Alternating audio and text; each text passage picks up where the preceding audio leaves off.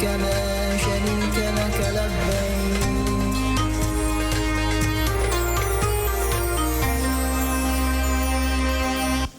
Pemirsa, di tengah suhu yang mencapai 40 derajat Celcius dan padatnya arus jemaah dari berbagai negara, banyak jemaah haji Indonesia yang kelelahan dan terpisah dari rombongan.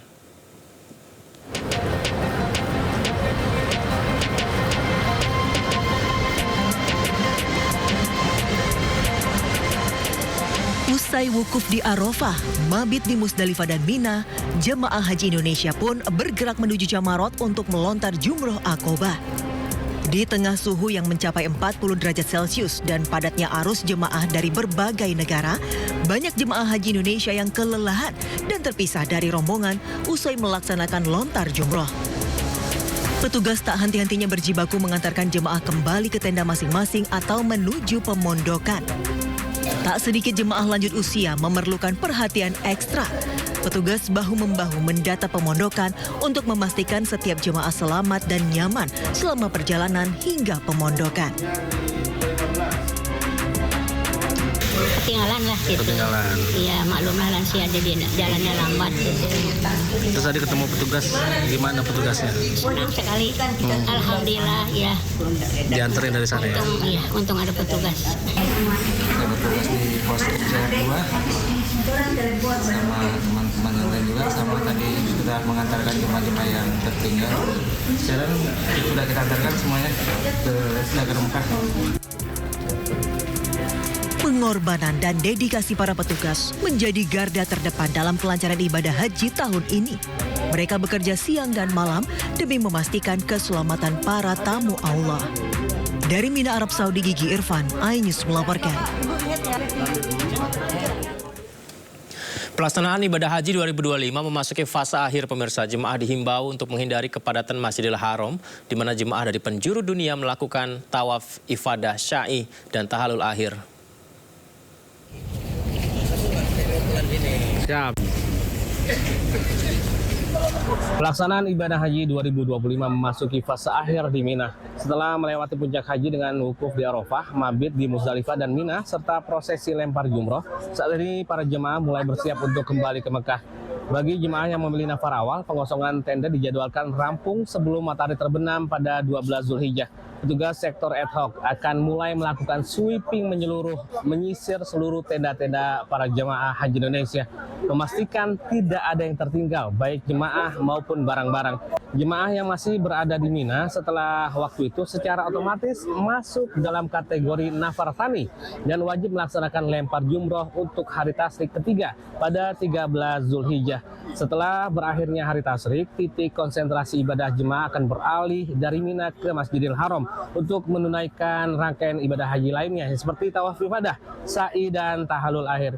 Ini membuat kondisi Masjidil Haram dalam 2 hari ke depan diperkirakan akan sangat padat oleh jemaah yang menunaikan rangkaian ibadah haji. Diimbau jemaah haji Indonesia tetap berada di hotel sampai dengan 13 Zulhijjah pada sore hari. Jemaah haji disarankan untuk melaksanakan sholat di masjid terdekat atau musola hotel untuk menghindari kepadatan di area Masjidil Haram. Bagi ketua kloter, ketua rombongan dan para petugas haji agar mengawal pelaksanaan imbauan ini dan mengingat jemaah guna menjaga keselamatan dan kenyamanan jemaah haji Indonesia menghadapi cuaca ekstrim di Tanah Suci. Dari Mekah, Arab Saudi, Gigi Irfan, iNews melaporkan. Kereta api Masyair beroperasi penuh untuk memudahkan transportasi jemaah haji ibadah di Arafah, Musdalifah, dan Mina. Berikut laporan lengkap jurnalis iNews yang menjajal kereta api Masyair.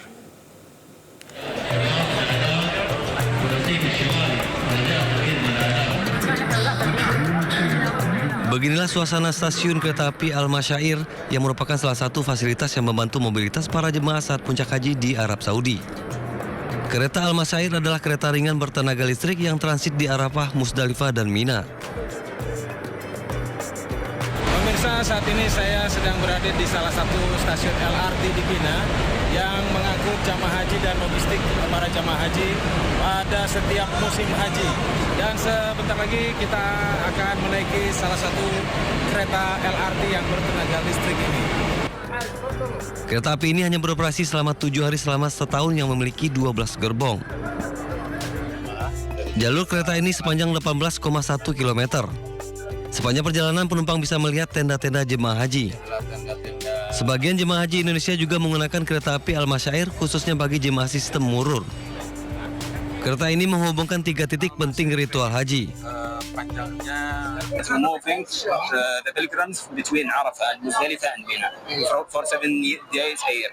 That train, each train capacity is about 3,000 person by train. Per hour we can move about 72,000 person.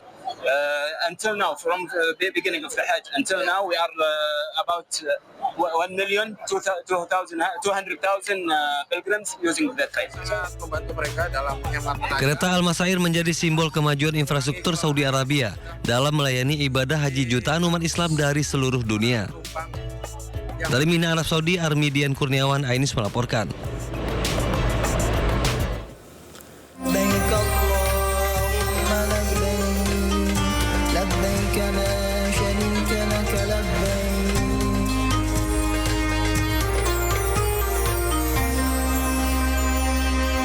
Badan Penyelenggara Haji Republik Indonesia menyoroti masalah dugaan pungutan liar pada layanan safari wukuf lansia selama fase puncak ibadah haji 2025.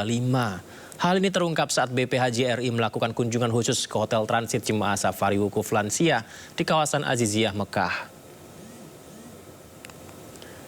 Jadi pemirsa, dalam kunjungan khusus ini, Wakil Kepala Badan Penyelenggara Haji RI Dhanil Anzar Simanjuntak mendapatkan informasi adanya sejumlah oknum diduga mengambil keuntungan dan membebankan pungutan liar kepada jemaah untuk layanan safari wukuf dan badal ibadah dengan memanfaatkan ketidaktahuan jemaah. Temuan ini berdasarkan hasil dialog dengan para jemaah yang rata-rata usianya sudah lanjut. Seperti yang kita saksikan ini, diskusi dengan jemaah lansia di hotel transit tersebut. BP Haji sendiri berkomitmen bakal memberantas segala bentuk rente, pungutan liar, dan manipulasi dalam penyelenggaraan ibadah haji di masa mendatang. Safari wukuf merupakan layanan atau fasilitas yang disiapkan bagi jemaah yang sedang sakit dan dirawat inap di berbagai rumah sakit di Arab Saudi atau jemaah lansia yang secara fisik kurang memadai.